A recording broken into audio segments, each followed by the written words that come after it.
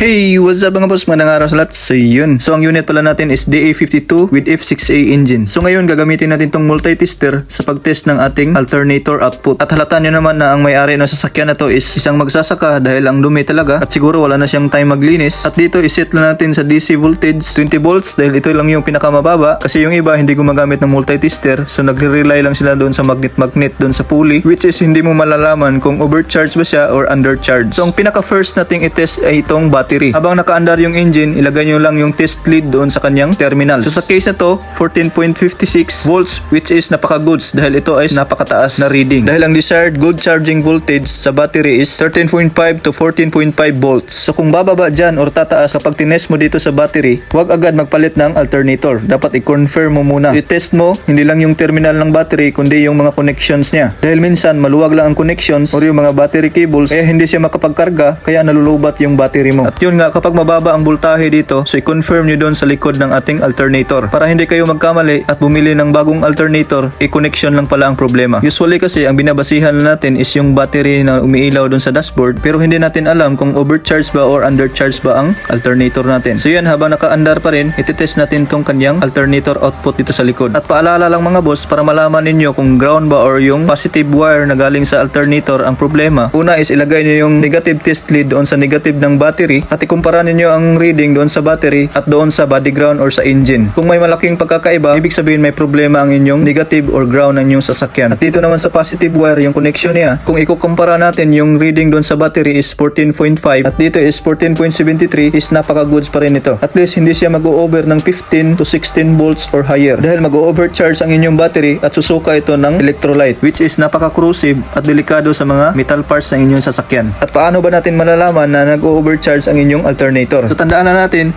13 to 14.5 volts or kung lalampas man sa 14.5 hindi naman naabot sa 15 volts. Habang nasa underload siya, paiilawin mo yung headlight, paandarin mo yung aircon, mga blowers, hazard at iba pang electronic parts. At the same time, i-accelerate mo yung engine para malaman mo kung hindi ba siya nag-o-overcharge or nag-a-undercharge during sa pinaandar mo ng mga load or overcharge during high RPM. So ganyan lang ang tamang pag-test mga boss at siya makatutulong sa inyong pagmimekaniko at pag-DIY. Thanks for watching. God bless a lot. See you at the next video.